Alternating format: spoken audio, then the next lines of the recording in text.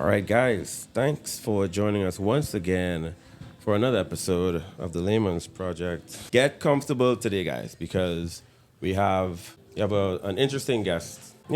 Just to find out kind of what that profession is like.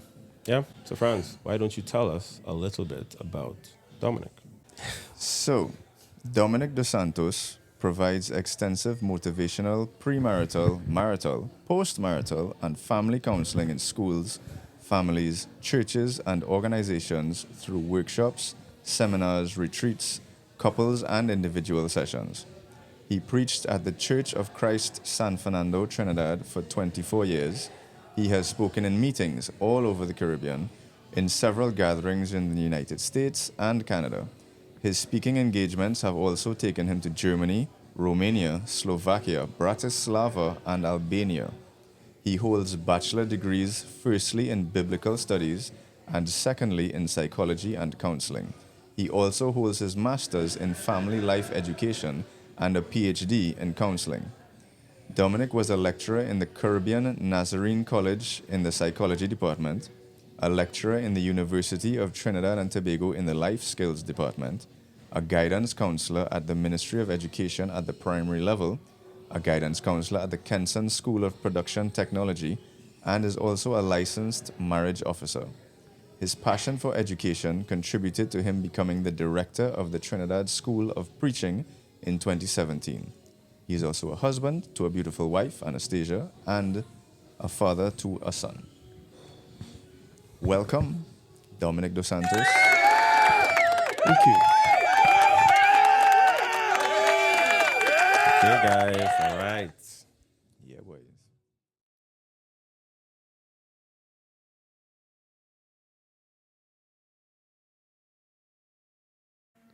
Okay, guys, let me tell you all something about Fluke Designs.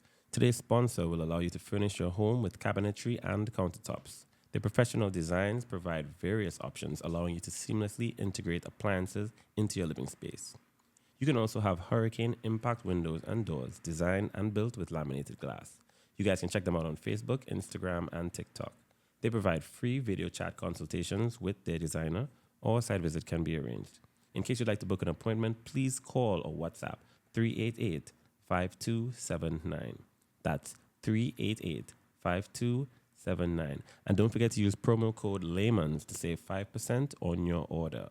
Fluke Designs. You dream, we design and build. Right. Yeah, boys. They're excited for you, Dominic. Yeah, it looks so. So, Dominic, thank you for coming on. You and I met through therapy. Yes. You are my therapist since 2021. We can probably get into that a bit later. Right. But you also have a really impressive resume. So, just to start at the very beginning, what made you interested in counseling, therapy, psychology in the first place? I think in the first place, coming up in a home where you wonder about how things work, how things happen.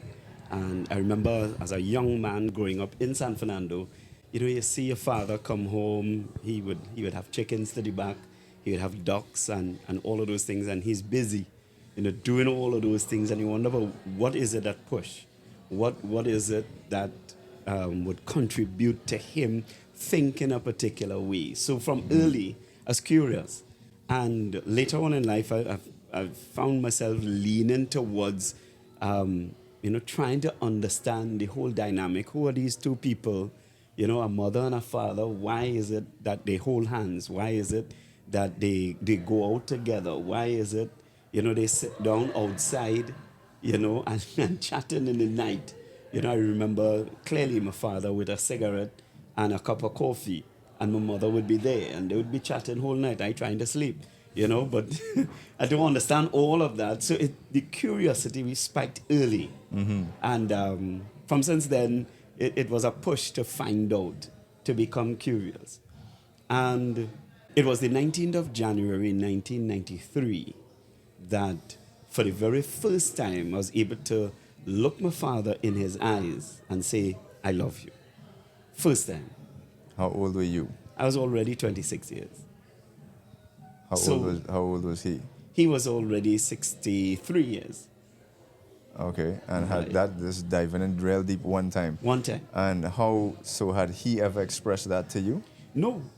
And the thing is, what I remember as a young man growing up is him, coming home. He would do things around the house. He's always around the house. But whenever he comes, that would happen. Sometimes he would come a little more drunk than usual. He would take his little gazul, as they would say. I was now going to say that, a little gazul. And he would be home. And there are times that when he comes home, whoever is not in line, and mommy would be the one to say who not in line, you're sure you was getting a spanking. He had a very thin leather belt that he would pull in one stroke and it will come back out in the next stroke and you're on the receiving end. So from early, try to figure this out and try to understand why is it 9 children, I'm the last. 9 children, I'm the last, and still having to get licks from this guy that eventually I got taller than. And when I realized in Form 3 that I was kind of already taller than him, I want to confront this. I want to deal with it. Get licks. Yeah, come on, I want to deal with this. And what is amazing is that when my son was born, the doctor said, hey, this fellow going to be taller than you. So it was just hilarious how one thing flowed into the next. So never got that experience to say, I love you, and never got it back from him either. Sorry to interrupt, but how I have a son now, I realized like that was real important to me too. Now that was kind of now I grew up with my mom and my sister alone, right? But I didn't even notice that was absent then, right? Because it was absolutely clear because remember it wasn't easy for her raising me and my sister, but you're a child, you're wondering like why is this happening, what's going on, so I used to think a lot like you. And I'm like, oh, nah, she really trying to make it happen. So, yes. Yeah. And I didn't really grow up to plenty I love yous or anything, but it never made me feel like if it was missing because, she was doing it. Yes. And still, to this day, I love my mother to death. Right. But my son, he's always telling me that, like, he was just, Dad, I love you. Right. Because, like, when he was growing up, I was like, I don't know, I don't want this to be missing. Like, there's no reason for it to be missing because I really do, love the kid. Yes. So I'll be like, hey, I love you, son. That kind of way. Yeah. Again, so I didn't grow up with my father at all. Right. So I was just like, sad to say, like my first son to me was like a little, like an experiment. Like, let me try this and let me tweak this, let me see what could happen, And, like you have a Lego set. I was like, you're not really sure about this, but then you start playing with it and building it up, and it's like, nah, it's actually real like into Lego, Legos. Yeah, way. Yeah. I mean, it was kind of like that. I was like, all right, well, I have a son. Let me try this. My big son, I have a little son, and really funny thing, I dislike that little boy. You would not believe because of like, he presents a challenge now. Like for my big son, I get. You know what I mean? So he would just be doing something, come and hug me up, or he will draw a little picture or something. He'd be like, hey, this is for you. So I'll keep it in my wallet, that type of stuff. Yes. The little one only presents a challenge. Just right. Like it's taking, you have to, so you work long hours, then you have to, say about him after, like, not, but I am getting to the point because, like, he has 4 little teeth now, so it's like, he's kind of cool, you know what I mean? Yes, yeah. So, yeah. What is interesting is that when you start to really look into it and you dig into it, the relationships that you share as a child really shape a lot of who you become later on in life. Absolutely. And it is out of that the research on adverse childhood experiences has stemmed. 1987, the Kaiser University really went into examining what they call ACEs, adverse childhood experiences, and to see how that impacts on people's lives later on in life. And it is there that I started to really research and really check. And while studying, I remember one day in a psychology class, the teacher asked us to really go as far back as you could and see how many times you experience that I love you experience or I hate you experience. And I couldn't find either. Never got I hate you. I knew he was there. I knew he's present. Same. Yeah. I knew he was involved. I knew he was active because, up to today, if I need something, I'll go downstairs and try and figure out how to make it before, I'll go anyway. I'll go downstairs and say, okay, how I could work around this? I could nail this together or I could screw up something and this would work, So I don't call a plumber quickly. I would go and try something. That was how my father was. I wouldn't call a carpenter just so. I would sit down and try and figure out, okay, could I work around this and get this same thing done? So it's amazing that kind of backdrop led to me digging even deeper. I remember as a child in 1970 when they had the Black Power movement and all of that. We were living on St. Vincent Street in San Fernando. And gorilla for me was, what the hell that big monkey doing around? Not realizing is another word. It's a totally different word. What these guys doing and why is it that they head for the hills? Okay, I was glad that they head for the hills. Living in San Fernando, the hill was right there. I was living in St. Vincent Street. If I look up, there's the hill. So, all right. So these gorillas heading for the hill. This would have been, people like Rafik Shah, Rex Lassalle, and all of these guys in 1970 coming out at Tetron Barracks to try to quell, the Black Lives Matter. It wasn't that. It was Black Power movement at the time. Nothing new under the sun. And wondered why all of this was going on. And it's only afterwards, while studying and getting deeper into the psychology, I realized, okay, all of this is shaping me, all of this. So I could look back in my life and say, well, all right, these bad experiences, what exactly did they do? They contributed to me shaping. They contributed to me developing a worldview, as it were. And therefore, if I could challenge that worldview, I could change any habit I have. If I could challenge that situation, I could deal with any situation that come my way, no matter how difficult or how pleasant it might be. So do you think, because we talk about how things shaped us, do you think the trying to figure out the family dynamic was out of self-preservation? I think it was. On your part? I think so. And coming out of that now, I'm able to serve others. Right. That makes sense. So I can't save anybody except I save myself first. First, correct. Even in the swimming environment, sometimes I have to knock a man out clean just to save his life. Mm-hmm. That's right. So that's the kind of backdrop. Now, there's still one little element. Remember I told you on the 19th of January 1993 was the first time I told him I love him? He died on the 20th, the very next day. Oof. So for me, I didn't have a problem to solve. I have a decision to make. Am I going to let this happen again? Or am I going to make an adjustment so that experience does not have to go down as a challenge, actually should come up as an opportunity? So for me, translating that into the son that I have, he hears it all the time. He gets it all the time. He's a big man. A beard taller than me too, just as the doctor said, and he gets it. As a big man, he still gets it. He'll get a hug, he'll get I love you, and he's a big man. So does he tell you he loves you? Yeah. Straight off, without question. Sometimes in the weirdest times. And we hang out ever so often. He'll come home and say, hey, Daddy, what are you doing? Let me go down the road. And we'll go down the road, or I would go and say, hey, we need a line.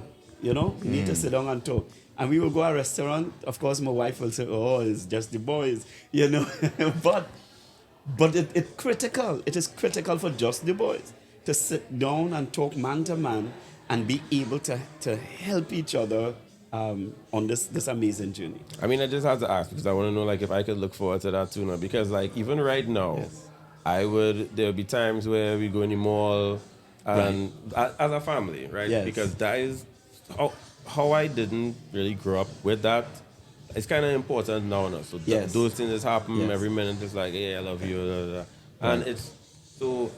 Again, my ace was like, and I'll never forget that. When I passed out from Cub Scouts, right? That was in primary school. Yeah. Remember, I think so. Your dad really comes down when you're passing out Yeah. for Cub Scouts. That's Yes. actually how it is. Yes. Right. And remember, I didn't grow up with my dad. Right. And like my mom, she took time off from work. Everything Yes. came down the road, so she was there. But she was the only woman who was everybody else's dad was there, and I was like, this kind of feels like I was studying how weird it was feeling for me now. Right. Now, at my age, I'm like studying how weird it might be feeling for her. You know. Right. Like no, I'm a parent too, and I was like, so it's like, yeah, every day is another reason just to make sure things end up a little different. You know what I mean? So he have Cub Scouts. I'm going to be there. Sports day. Like I would make the time. Yeah. I didn't. I had my mom, but Right. it was weird. It was Yeah. weird for me. It was weird for her. Like Yeah. now I realize it was weird for everybody. You know? Right, So- exactly. And so for me now, making that decision on the 20th, that sad day, I was determined I am not going to be not involved. And the Laymans started when he was in nursery school. He went the model nursery school on Root Avenue, just across the road from where we were living.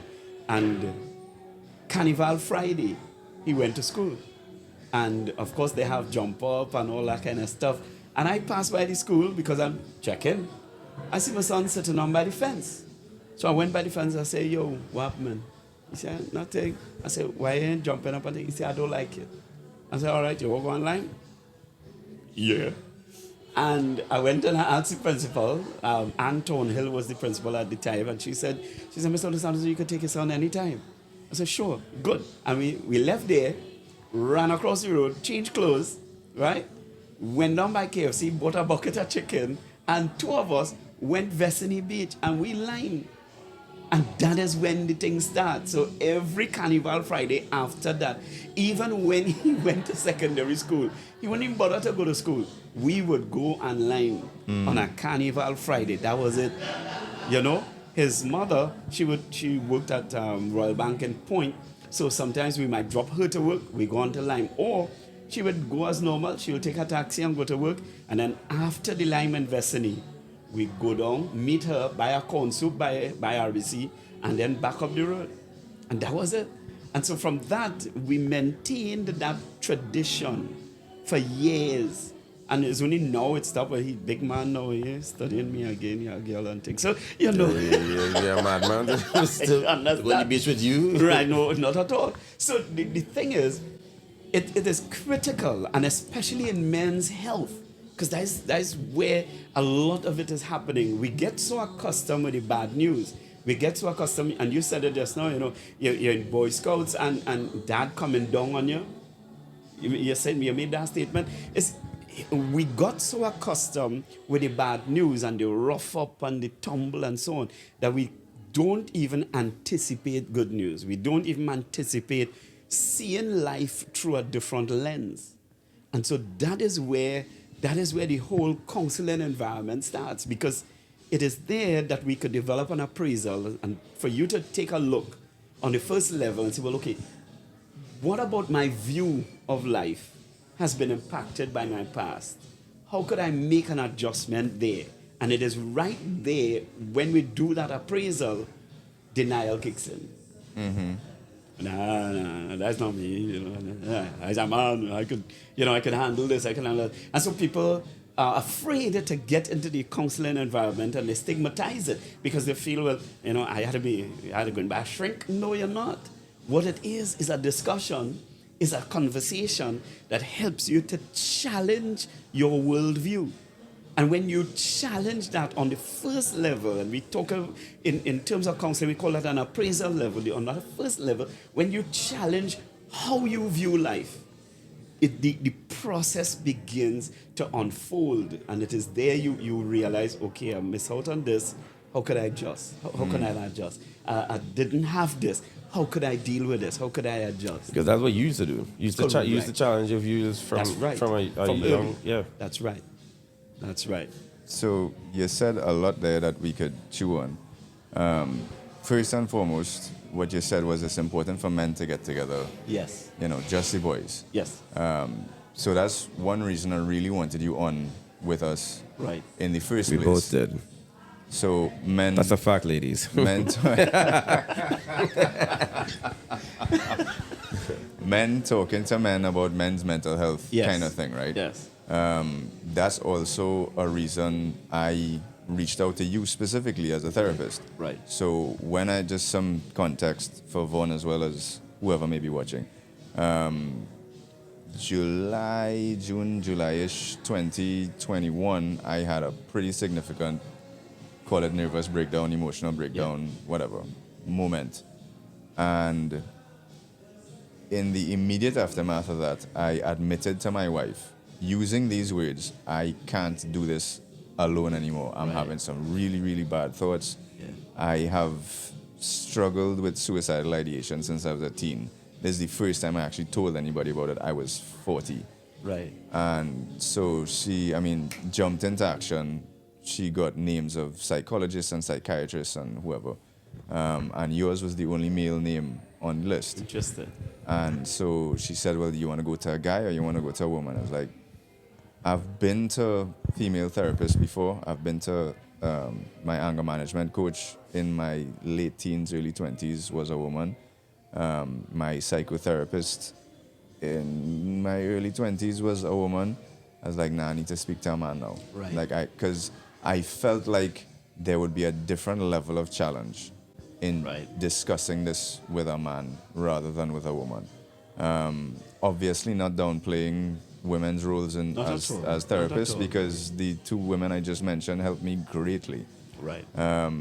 So that was important to me as a man to go speak to a man about Yes. what I was going through. Yeah. I completely forgot what my next point was, but And well, I just want to cut in and like Thanks. the way I used to observe things.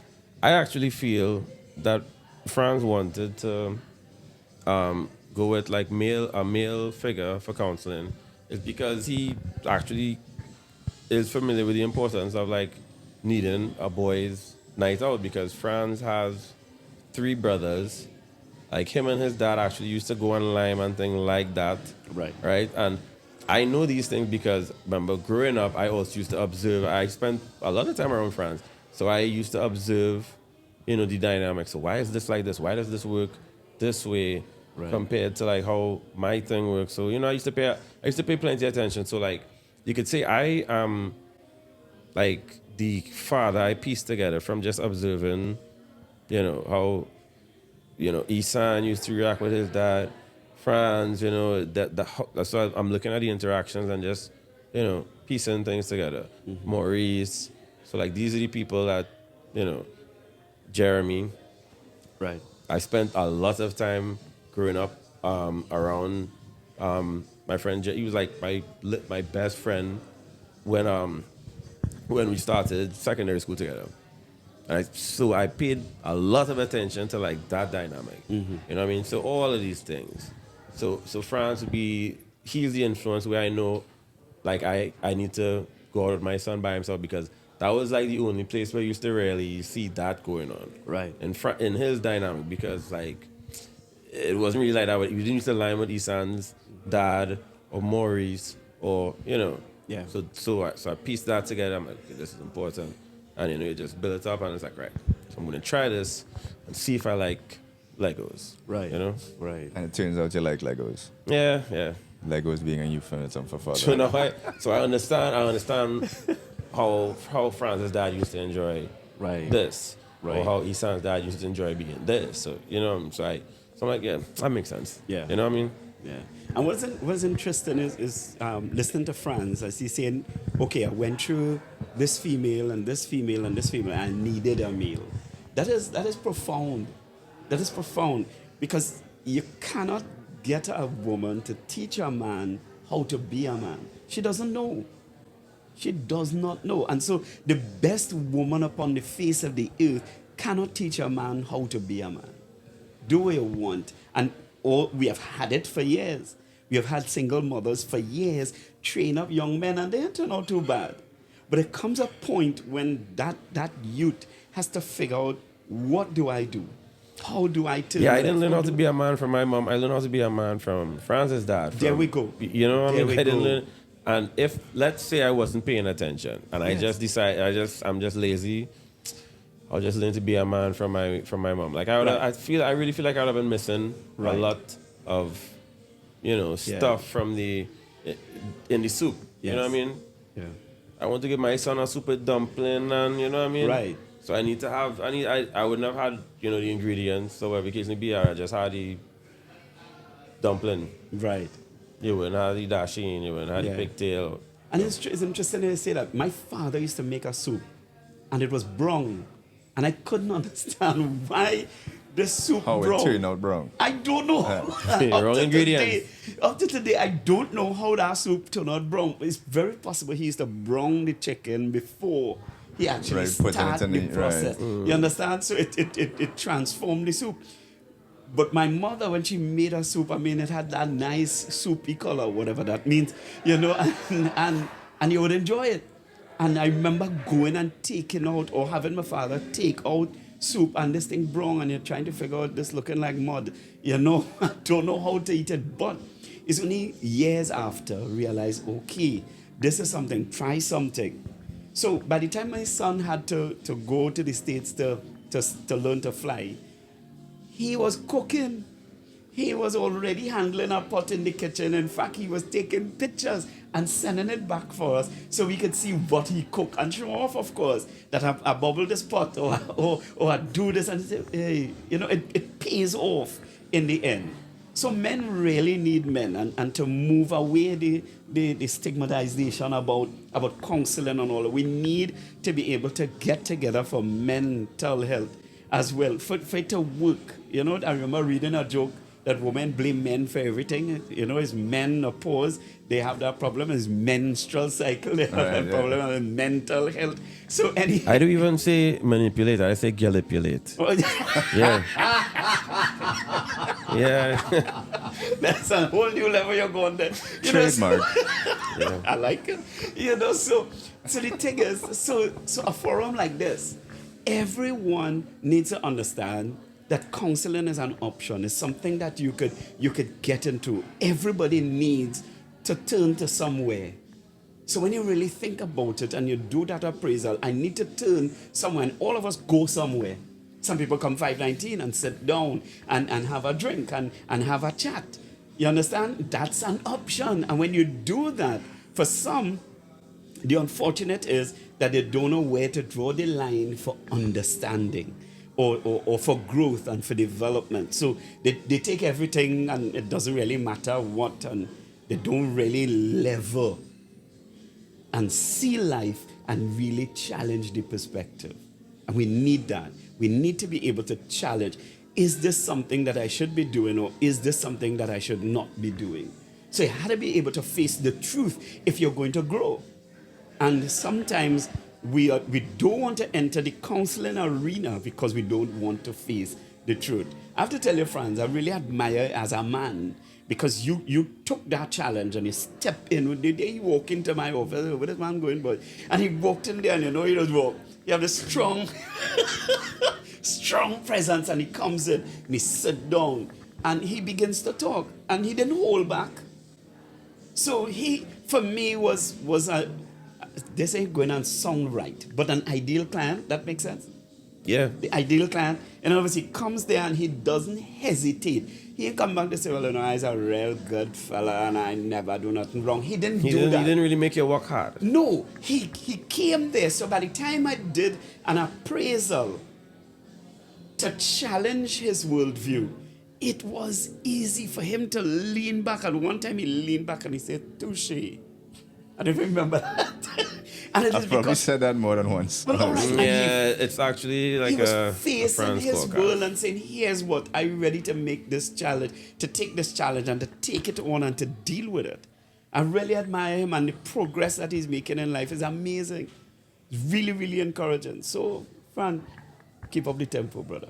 I appreciate that. But you did say something there that brought me back to what I was going to say before Vaughn helped me out I by helped you out, interrupting me. This challenging your perspective and your worldview, Yes.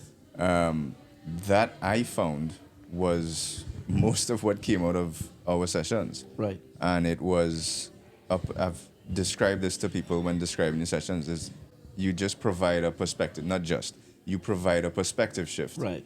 And it helps if you're looking at life through a little porthole and then you open a door, it's a very different, you're looking in the same direction, but it's a very different view. Yes. So I found that to be one of the more particularly helpful aspects of our sessions. Right. Is that perspective shift that you would give me.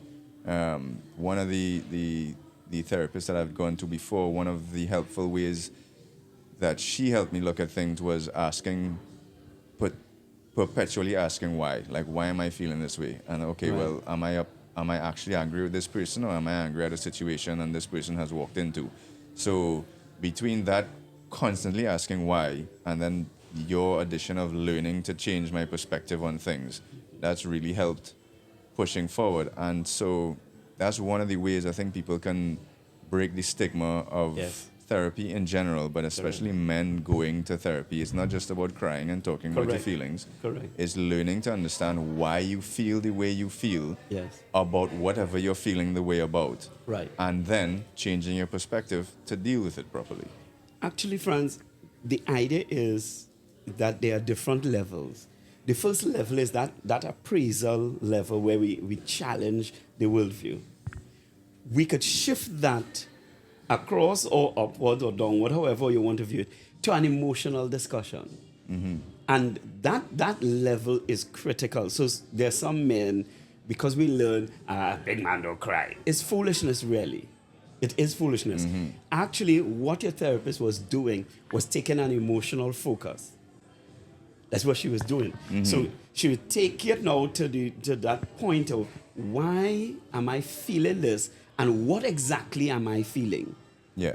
So it blends with the appraisal approach. It blends beautifully. So when you really start to examine those emotions, because now it's emotion focus, you start to examine those emotions, you start to realize, well, wait, do I really need to scream?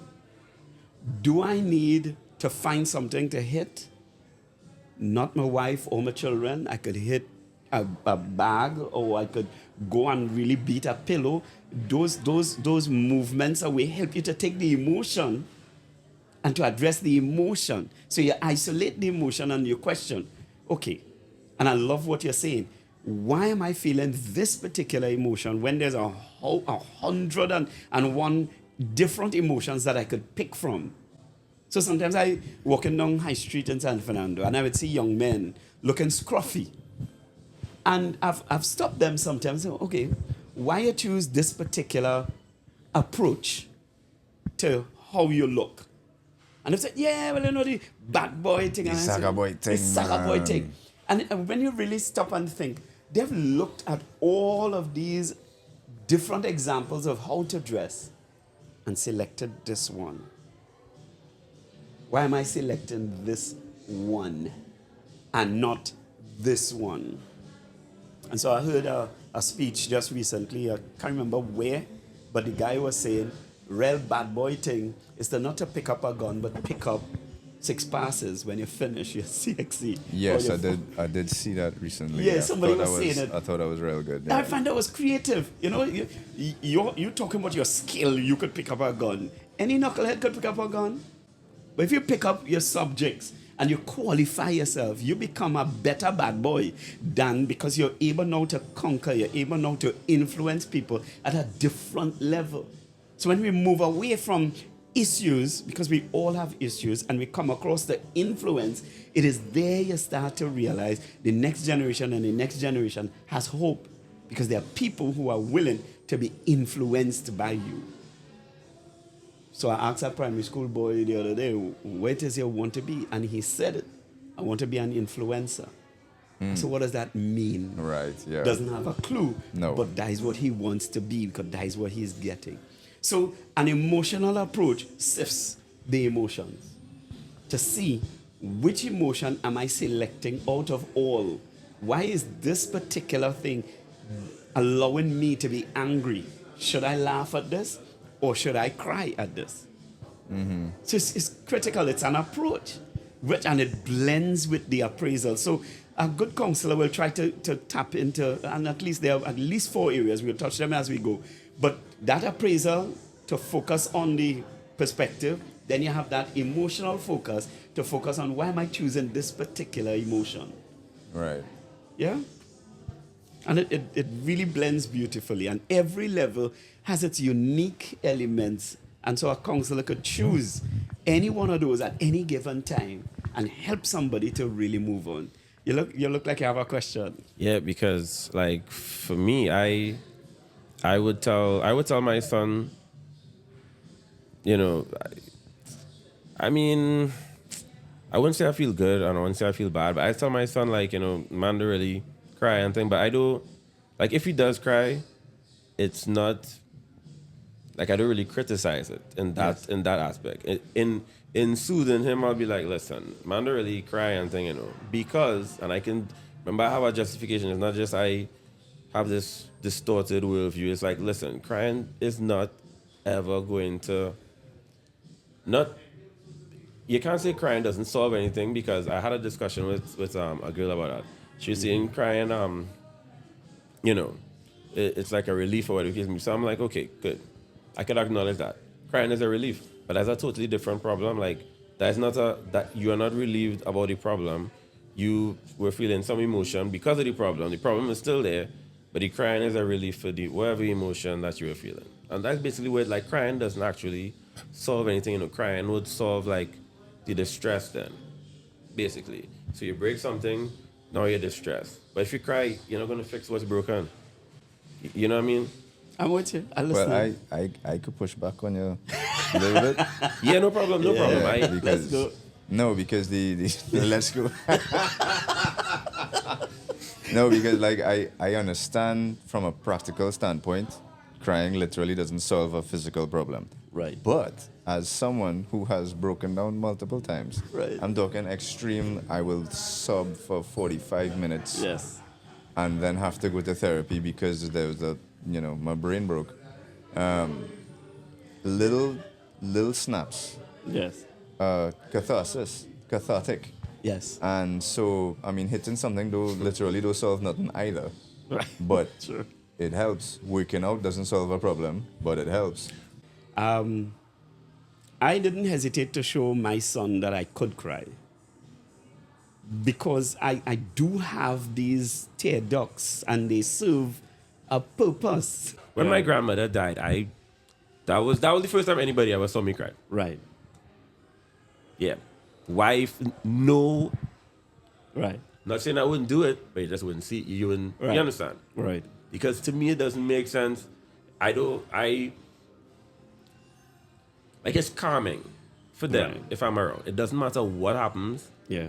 Once I'm around, they could cry. Ball on the place, wherever the case may be. And then I feel as though my son is going to grow up telling himself, hey, I need to represent this. So it's fine. I'm not saying anything. I do it too. Right. It's just like something I'm trying to, implement with my son. Right. Who doesn't do it? You know what I Right. mean? Yeah. Who doesn't do that? Right. Right, but I understand what you're saying, like time and place. Like you gotta get through something. So Eli's first taekwondo tournament last year, he did well he got gold in patterns, and then he went up in sparring, and it's a tournament, so you're not just sparring once. You spar, Winners, you win, losers. you spar again. So he sparred 2 kids, both of whom were bigger than him. The first one, he put some licks on, and that kid started crying. And Eli was like, well, what? Like, he pulled punches, and then when he realized the kid was upset, I don't want to. And he, looked at me like, what do I do now? Like, well, you come and you sit here and let his coach deal with that. And, of course, the kid was 7 or 8. Coach pulled the kid together, go back out to spar. The ref was also very good in those matches.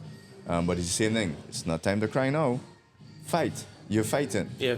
And so he won that one. Exactly. He went- Exactly. Right. It's so- not time to cry now. It's not time to cry, that's all. Right. However, And that's all, yeah. so he spars the next kid. That was, Jim Ross, slobber knocker. By God, licks, both sides. It was like Daniel Carr watched that kind of thing, right? But he had set up. The referee pulled him square. It's not time to cry now. You're fighting. Suck it up. So they went at it. He won. So he won gold in that as well.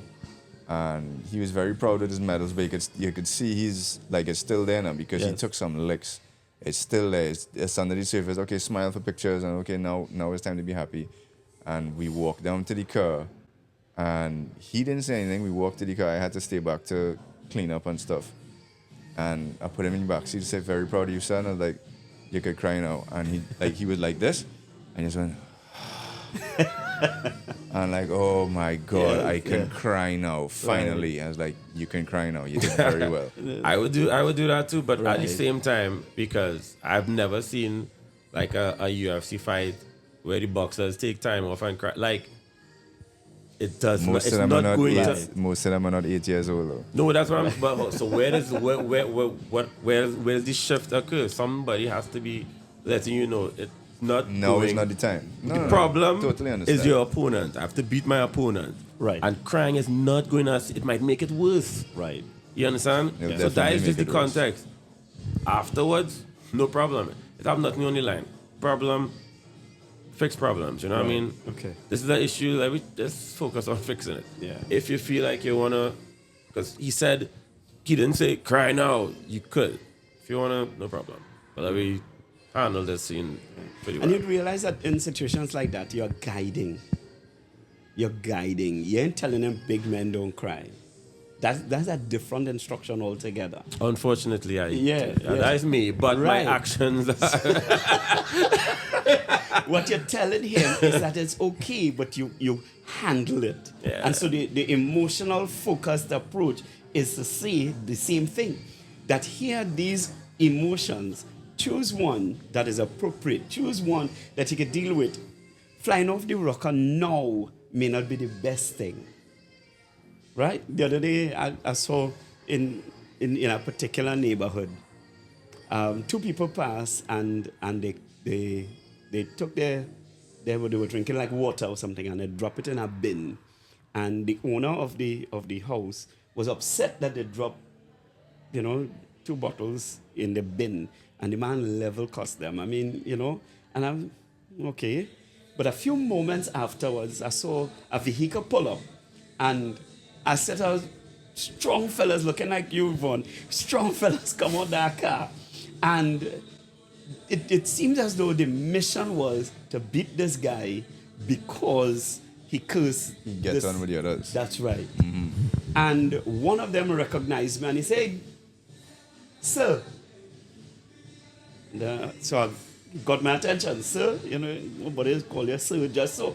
So he came across and he explained the situation and said, "Listen, man, you don't need to go in this direction. Choose a different option. Because you go, you beat this man, then what? Then what? Yeah. What are you demonstrating for your child?" And the child sit down in the car crying, right? Because the man level cussed them. A little boy. And you know what I would be thinking? This is why it's applied to everything. Yes. How is that going to fix the problem? Is he not? Right. Is he not going to treat children like that anymore because of this? So to me, I think, does this make sense? Right. Because I'm not like an ignorant person. I'm very responsible. I will give you a fair warning. Like, please just Right. brother man, just leave. I will happened avoid then it. is that you shift, yes, you line up your emotions and you figure which one. So, And I don't like jail. So well, all right, yeah. You wouldn't like it. It's good. yeah. So when you said to Eli, all right, you could, if you want to, you could take a cry now. What you did was help him to sift all of those feelings, because there's a lot. Time and place. Pain happening, right? Disgust going on, because in his mind, I could have and I should have. Little positions that he could have. when he hit the 7-year-old and he realized he about to cry and he said he watched you and he said, you know, let the coach deal with that. Empathy. Empathy. You're teaching him something, you know, you're passing that on. So it is critical for men to be able to do that with their sons. I think we need to research what an absent father does in our society. And the impact of that is tremendous. One day I remember going to prison because I go up there ever so often. And in the lineup had a grandfather, a son, and a grandson in the same lineup. You understand? How could that happen in sweet TNT? This is not somewhere abroad. This is sweet TNT that we're talking about. So when you really check it out, even within the system of education, is madness going on in our country, you know. And the key is to come back to that relationship where men are able to connect, because women connect all the time. Right? From me, I saw my mother in PTA, I saw my mother on sports day, I saw my mother on whatever the school has. She there. I give trouble, she was there. Daddy wasn't. He's busy. But if he came to school one day, things would have been different. I know my mother come in, it's no big deal. She ain't gonna beat me. And if she beat me, come on, a lady beating her boy is not the same. It's not the same. So but if I knew my father was coming, it'd be different. And the guys in school whose fathers turned up were different guys all the time. So for my son, I was in everything. I ride there with you. I come in. I became president of the PTA just so that could happen. And just be on top of it. So the parents in my son's school, boy. Yeah, it's tough. Like I can't stand. It's tough. Yeah, it's amazing and it's scary. In one school, a mother went under a gate to come into school to beat a child because the child had a problem with her child.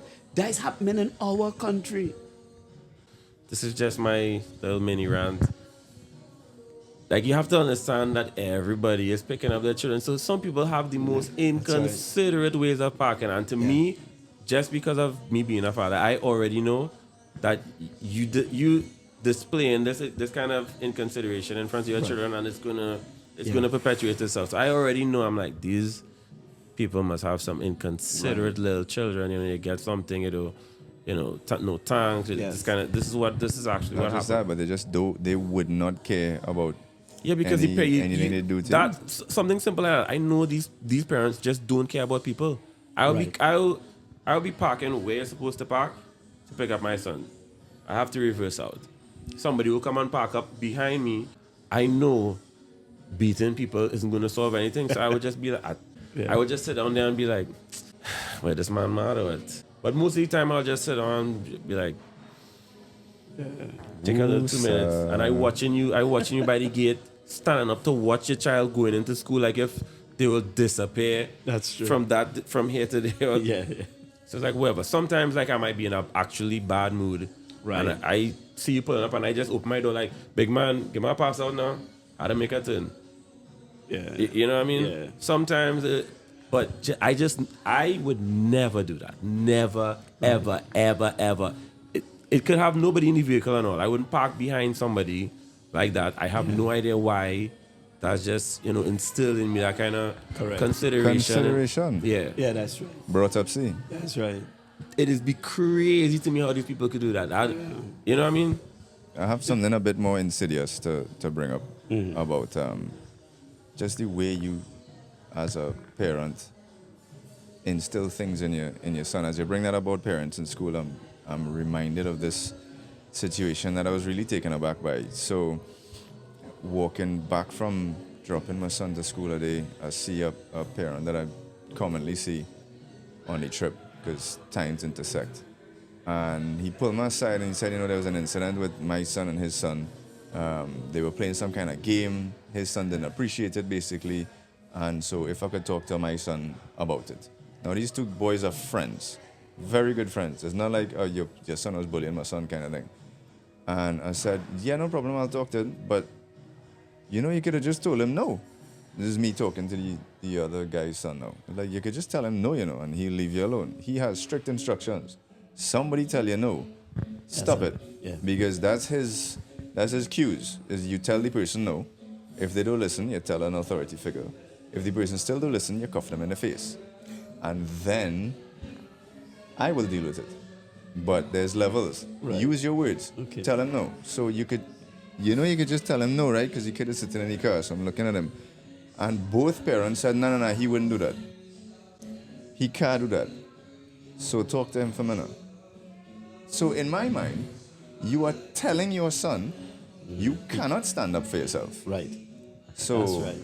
let me ask somebody else. No, I'm not even going to do it for you. Let me ask somebody else to do it for you. That's right. As opposed to the way I have raised my son, which is you have to stand up for yourself because I am not in school. That's right. Stand up for yourself. If somebody says no, you have to respect that. So yeah, so right. Franz is kind of like still in this from I could not believe boundaries. I have to tell your son, just tell the boy no. Yeah. And then take it from there. correct. Nah, he can't do that. When I did that, I think that was like last year. That is still bothering me. Right. That people are raising their kids to be so spineless. But that would bring us to the next level. If we look at it first from an appraisal, right? So you're challenging your worldview. And then you look at it from an emotional standpoint. You look at the selection of the emotion as it fits into whatever situation. What you're now introducing is looking at it from a problem-focused standpoint. When you're able now to look at life through a problem-focused, and some people say solution-focused is possible as well. You start to weigh, what do I actually have to deal with? What exactly is the problem? And when you could narrow that down, then all of a sudden options start to turn up. Avenues start to turn up. So now, when you looked at that situation, the problem is not the boy, No. The real problem is the spineless person who is passing on a value to his son to be a girl, to not be able to stand and to lead and to take responsibility for his behavior. So he will have problems later on because clearly if this boy don't learn to stand up, somebody else has to fight his fight. Mm-hmm. Somebody else has to step up now to deal with not just themselves, but somebody else. So that parent, if you really look at it from a problem-focused or solution-focused standpoint, you get to realize there is always a core issue that is being neglected. And so men, we're coming back to that men and mental health and all of that. When we sift through and you really look at the problem, a lot of the problems that we have in Trinidad is because of that same thing. How are people solving their problems? I take out a gun and I shoot you. Solve the problem. And it have young boys. I remember in a particular nursery school, the teacher asking, what do you want to be when you grow up? And the little boy said, Spider-Man. So, hold on.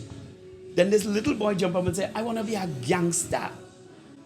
Nice. Where they getting those things from? So gone are the days where you find a young man will say, well, I want to be a plumber, or I want to be a mason, or I want to be a mechanic, or I want to fly a plane, or I want to be a doctor, I want to be a nurse, or whatever else it is. And for a little boy to say, I want to be Spider-Man, what's the core of the problem? It's somewhere along the line, what the boy has access to is not being monitored. So it means he's watching TV whole evening. That's what it means. If he's sitting down and watching Spider-Man every day, I want to be like Spider-Man. Remember when I was younger and you go and you see a kick up in the cinema. How you walking up the road? Yeah. You're ready to your beat toes. anything. Shadow boxing. That's right. You're ready to beat any dustbin that turn up. Mm-hmm. You understand? So think about a child that cannot sift. And he's seeing Spider-Man every single day. When he grows up, he wants to be Spider-Man. So the youth who said, I want to be a gangster, it means that somewhere he is being influenced, and we had to get down to the problem. What exactly is the problem? So men today are having significant problems. Why? Because of what they have been exposed to. The examples or lack of example, all right, because parents have three levels to focus on. They have an example or a model for people to work with. They have instructions that we provide for children, and we have participation that we involve the children in. On those three levels, anything missing is a problem. So if I'm not involved, I have no participation with my son, as you mentioned, something is missing.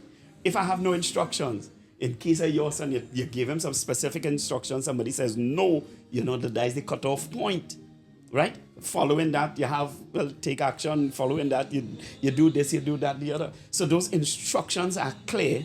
You participate with him, and then you model. You're modeling now because he's seeing an example of what to do. For me, seeing an example of a drunk father was not easy. And I determined I never want that. Never. I love my father to bits, But there were days he would come home drunk. And that bothered me until when I started to examine down the road in his history. World War II. Them fellas land in Piarco. Royal Air Force, that's what he was. Royal Air Force, land in Piarco. And when he landed there, you see in this one, father and mother. Your father was in the Royal Air Force? Royal Air Force. And when he landed now, guess what? There's nobody to hug him up. Nobody to greet him. See any sister. And his sister, she couldn't come up Piarco. We're living wherever it is to come Piarco to do what? You understand? So when he walked off that plane, he by himself. And I only learned those stories one day. I met a short man in San Fernando who explained, he watched me and he said, "Is Raymond's son?" And I said, "Yeah." He said, "Come, let me show you something." And that was the first time I saw my father in full regalia. Full U.S. Air Force uniform. And I said, "Look at daddy right there." And two of them made it in the Royal Air Force, one by ½ inch and the next one by 1 inch. Because remember, at that time... Height requirement. Right. My father made it in by ½ inch. And that's the name they gave him. Half inch. You understand what I'm saying? And when I saw that picture, all my paws raised because I loved the military. I went into it, got into it in 1990, was in the middle of the thing. And... But you know your father was in the Royal Air Force. found that out. That was the day you found that out? That's the first time I saw a picture. I know he talking. That was making talking. You know he was in the Royal Air Force. I know because he never talking. saw him. Never saw him. In a Spider-Man costume. That's right. You understand? So when I saw that picture, it registered. And the fellow saw it by a small Chinese man in San Fernando. Right? He made it in by 1 inch. So two of them was tight. And how old were you when you found that out? When I found that out, I was already must be 26, 27 years. And you were already in the military and stuff Yeah, passed through there, yeah. So it's crazy when you really look at how one thing passes on from one generation to the next. People talk about generational curse. I don't really agree with generational curses, but we certainly draw things over the years, right? That we pick up because we got instructions, we got a model, and we got participation in strange ways, and those things pass on from one generation to the next. Yeah, I have a little story about my son with that because he told me the other day he wants to be a rescue diver, and my son is like terrified. He's now getting thing, but terrified of water. Like I have baby thing where I pool with him and he could put me in a sleeper. You know what I mean? Right. And so I look at some strange stuff on YouTube or whatever, and I think like I was scrolling through to look for probably like soothing music or something. You know what I mean? Because I'll put that on take off the dimness on the laptop and you're hearing waterfalls and whatever. Yeah. For the little one. So I was looking through that and like my regular searches just pull up disasters. Now, it's a little morbid thing with me, right? So he was like, he wanna watch this, and he ended up watching this whole thing on the Paria diving incidents and whatever. And he starts to get like his mom was getting concerned because he talking about Christopher Boudram, like he went to school with the man and think he know the divers' names and thing because it popped up. And like when he was like he wanna watch that, I said, you know, me and that fellow went in the same church together because one of the divers I know him, well, Franz and I know him personally. Mm-hmm. And I was like, yeah, you know, I went was in church with that guy and him and my sister as well. So it's like, because of that, he's like, okay, I want to watch this. So we watch it, heard the whole scenario with them fellas, and the one guy who got out, and this one was the one with the audio, so he was hearing them like in the pipe, like, hey, you're there. So now he's like terrified of water and pipes and thing, right? But he still want to be a rescue diver. So he was, so I know I see him, he getting horrors. That does give me horrors watching that. Right. I just get real horrors watching that. Right. So he getting his little horrors and thinking, he like, thing and daddy, what if he said I don't want to be a well underwater and thing. So I'm like, listen, son, those guys make a lot of money. All right. Right. So if you want to be a if you want to be a underwater welder, there's safety protocols, you know what I mean? So you have systems in place so in case something bad happens, you know, you have rescue teams and whatever. So he's like, but daddy, what if I think and whatever case may be and whatever. So I was like, me and my son is talk like this all the time. I said, son, I am coming in that pipe for you. Right. Remember, so I'm like, remember I just trying to calm him down because he's like he fretting. So I'm just like, son, I am coming for you. I said, look, that guy, he just came out. I said, listen to this. He just got out of the pipe. And he was after the air was like it burning his eyes. You can't see. He wants to go back in the pipe for them fellas. And that he was just friends. I am your father. Coming. I'm like, and son, I'm way bigger and stronger than them fellas. A little water can't stop me. I am coming for you. And you know what I mean? Superman. No, because remember, my son to him, he has seen me do some kind of like incredible things because like sometimes that peanut butter cover does be on very tight. Right. And I just pull through and, you know. Wap, So open. to Sandwiches. him, that's like amazing, man. We can't budge this. And, you know, nothing fantastic. Right. But I was like, son, I am coming. I will. But I didn't make it like impactful. I said, son, I'm coming for you. Yeah. I said, in city size of me, you ever see me do something, I'm coming for you. And relax yourself and it's the thing. Then you see in him a few days how you want to be a rescue diver like me. So I'm like, brother, man, I do not like water for nothing. I could swim. Yeah. But you know what I mean? I just always, if I can't see the bottom of the water, brother, forget it. Right. Forget it. There was a time I went down the islands with some friends. And, I mean, sorry to say it, but like white people just like to throw you down in water and like, you know, that is Jones for them and whoever the case may be, you know. You know? So, no, well, I mean... Well, if they grew up down the islands, everybody could everybody swim. jumping in the water. No, this is that. literally, that's a cool vibe. That is Jones for them. Me? I would be the bad lucky one. A giant octopus pull through. Probably not, you know. Probably not, you know. Not down the islands. Yeah. Not on the islands. He getting kicks. Like Yes. this is how I just function. That Paria diving act, remember, these are things I just watch. Right. Crazy, low probability act. Friends, I'm telling you, so you go on the boat, the raft and So don't invite you down the islands for the birthday. no, you can invite me down the islands, but I'm not Just going to on push in the that water. kicks and to throw you off a raft. So them put me on that and they telling the boat man, yeah, you'll get strong man, you'll rough up strong man. Right. France. My forearms was burning me, you know, France. If I tell you how I was gripping that raft, my forearms was burning, dog. But then, too, if you expand that a little bit, you'd realize that even during COVID, religiosity contributes to a different level of understanding. It's very possible that you're gripping that because you're afraid to dead. You're afraid to dead? No. I will listen. Hear this.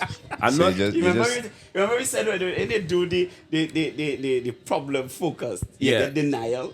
No, no, You no, read no, it? no. Listen to this. You see No, what's- and here's why it have people who. easy. No, but listen to this. in point. I'm That's right. thinking about it. Listen Yes. to this.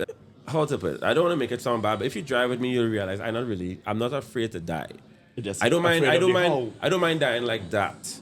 I don't mind dying in this way. I don't mind this happening to me. You know what I mean? Yeah. But you're not But- about the drowning Yeah. life. You drowning.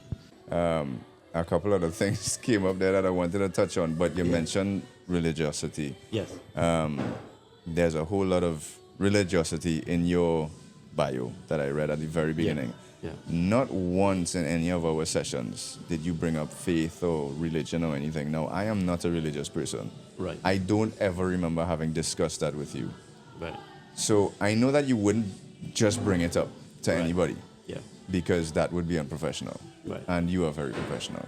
But if you knew somebody to be of your particular faith and well entrenched in your particular religious belief and church, would you use that to help change perspective? The appraisal will start there. Well, right, okay. Yeah, the appraisal approach will start with that. All right? Because that is central to them. Right, okay. Yeah, Yeah. I understand what you Yeah. mean. So yes, it will.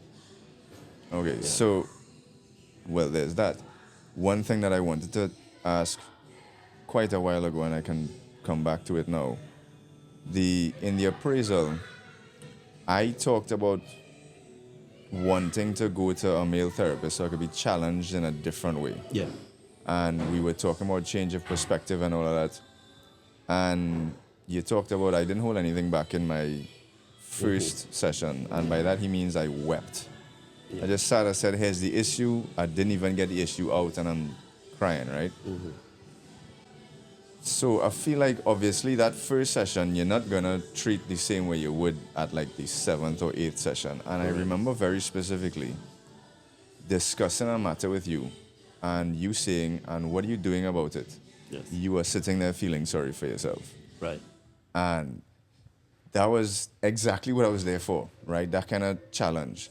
But I feel like I know you would not have said that on the first visit. No. So where along the journey, how do you gauge when somebody is ready for that level of challenge? That comes as a result of the relationship that is being built. Right. Right? And trust is a funny thing. It has to be tested. It has to be examined. So the relationship has to come to a place where we're trusting each other. We're being vulnerable. We're being open. All right? And to do that, I need to be open. As the therapist, I need to be open as well and to become vulnerable. So I would share things with you and help you to realize, wow, I could trust this. And when that starts to happen, then you start moving to the different places. Right? Now, I could turn my back and I know he there. That makes sense? I could turn and I know he right there. So that trust, when you go back in time, you'd realize that trust is what needs to be between a father and a son. Once you get that trust level going, there's no issue. For example, your son, and you said it earlier, your son will say, my father will come for me. You didn't tell him nothing about God, you know. You didn't. But he gets to understand there's this principle. When I say, our Father which art in heaven, it clicking. It clicking. He's never seen God. He don't know what God looking like, but he develops a faith attachment because of my earthly father. My father will come for me. What do you mean? He said, even if I'm in trouble, I know he will come. So that is why I'm saying we need to blend that religiosity in, because even during COVID, they proved it. A lot of people turned to God during COVID and because they just don't know what else to do. You can't trust the pharmaceuticals because they're busting your neck with the price. You can't trust the government because they signed a document of secrecy, right? You can't trust the advertisement because you don't know exactly where it's coming from. And trust was tested, during COVID. We don't want to acknowledge it, but you know what? It's coming up now. And you asked me earlier if I found maybe more men coming for therapy. The answer to that is yes. Why? Because they have been tested through that COVID period. Some come through with flying colors, some failing miserably in denial. So you find that issues like narcissism is high on the agenda. High. Because people have gone through that trust and they realize that when they buy themselves, they're in bad company. And that's what's happening. We were imprisoned by force, and I don't know where to turn. So our husband seeing our wife for the first time in a different view. She's seeing him now for the first time in a different view, and they had to struggle this thing out. So people don't realize how much COVID has really impacted. Right now I have a bunch of teenagers dealing with fear. And what they're afraid of? Somebody watching them. Where that coming from? Locked up. Home and under observation the whole time. That's right. So you're still seeing the fallout mental health wise from the pandemic, which was correct. a few years ago. That's correct. So it's amazing and it is scary. So when we look at it from the appraisal level to get to where you say, well, okay, now I could do this. Once we establish in the appraisal level that we could move towards something else, then we deal with the emotions, we deal with the problem itself. The last phase to come along is occupational, where you now started to see, well, what could I do differently? How could I occupy myself differently? When you get to that place, that is where confidence starts to build. That is where the results start to flow. The flow of results build the confidence. The confidence builds a belief system that says, I could do this. And so actions follow, producing results. Results feeding confidence in that cycle over and over and over. So anybody, if they engage in a counseling situation, is not a cry down, and it is not, because not every day you came was crying. And now you can look back, and it's tremendous when I sit down and listen to you. It's like, this is the man that was in that body all the time. All we did was uncover that man who was inside there. And so now you have this man coming forward, and he's strong, and he's doing something for his son. That is what it is, isn't it? So I want to encourage men to tap into things like this. Tap into men and men talking. Tap into moments like this in 519 that you could sit down and have a reasonable conversation with others. This is significant. This is important. So I want to commend both of you, even for this event. Doing something like this, you're touching lives that you have not yet met. So tremendous potential exists. Where's potential? Potential is the action. It is right there. It's just that it ain't happening yet. So the potential that this has is tremendous. 20 years down the road, 40 years down the road, so many people you may not even know. As a result of two men sitting down on a couch in 519 talking about these issues, you have no clue. And I was telling him, he touched a life on the other side of the planet without even realizing it. And I told you that. Yes, he did. So let me encourage you all, don't give up. Oh no, we have no intention of giving this up. Lovely.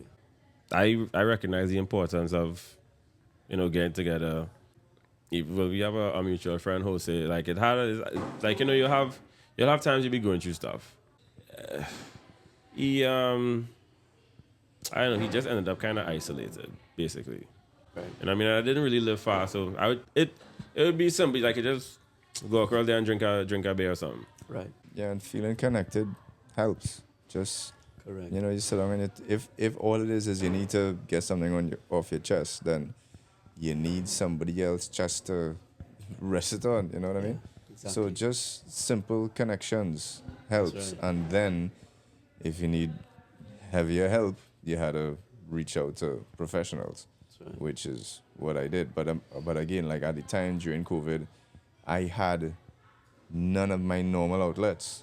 Couldn't go to the gym, couldn't go to the bar, couldn't even go out your house. You couldn't even lime on the corner. Yeah. So, man, COVID was a trip, yes. That's right. Facts. So we were. Thanks for having me, guys. I really appreciate this. No, we appreciate you being here and starting this conversation. We hope you'll come back and further conversations because this is an Yeah, endless mental health well. is something I feel like you have to address frequently. You know what I mean? Like Yeah. routinely. Then basically. I agree. So with that, I feel like we could close off on us. Bit of chaos. But I did want to mention some resources before we close off, so let me pull them Let up her rip. one time. As I mentioned, if just getting things off your chest is not quite enough for you, there are resources. So if you need someone to listen to, there is Lifeline TT, which I myself have used. Call that number and spoke to a lovely lady for I think like 45 minutes, and all I did was talk, and all she did was talk, and it was really helpful. So the toll-free numbers for Lifeline are 800-5588 or 866-5433. That is Lifeline TT. People are there to listen. There is also findcareTT.com, which is an initiative of the Ministry of Health. And they have a crisis support directory with a number of services from anger management and anti-bullying to depression, grief counseling, all manner of things. So if you feel like you want to reach out to somebody, yes, there is help in Trinidad, Lifeline TT or findcareTT.com. Or if you want to reach out to our guest, Dominic Dos Santos, you can at 762-3327. 762-3327. Yes. You have an email address? Yes. DominicDos@gmail.com. Spell it out. Yes. DOMINICDOS@gmail.com. There you have Sweet. it. Yeah. I'm Follow not on us? Facebook. I'm not on WhatsApp. No, yes. What see, kind of that was one of the that conversations I wanted to have. Is Dominic is not even on WhatsApp. Whoa, man. Like I wanted to bring up some social media Dominic's phenomena. son, I'm calling you out. You need to give Pops the crash course. Social media, please. No, when I messaged Dominic his SMS was Yeah, like I tried to WhatsApp him and it's like this number is not on WhatsApp. It's like something wrong with my phone or what's going on there? Dominic, But man. I realized that there's one other person in the world like that, and it's Mr. Bean. Yeah, I it's believe- literally I believe just that. the two of You y'all. and Mr. Bean. I don't That's know. it. That's All right, and if all else fails, you could also come down to 519. Just let us know. Franz, let's drink 1847. I will drink a Guinness, and then we could talk it out. Lovely. Bring your friends. Just bring the Guinness to me. All right, guys. So thank you so much for joining us and Dominic Dos Santos for this episode, focusing on men's health, which is very important and relevant, especially these days because I mean, like you ain't finding news getting kind of like in movies, you know, you hear in these situations. It's like and it's parent issues. This dad, this stepdad, like real horror stories. So you know, it's actually important. All right. So again, remember, stay tuned. We'll have way more interesting guests like this for you guys in the future. Thank you, as always. Please continue to support, and we will see you guys next time. Yes, we will. Thank you again, Dominic. You're welcome. Peace out.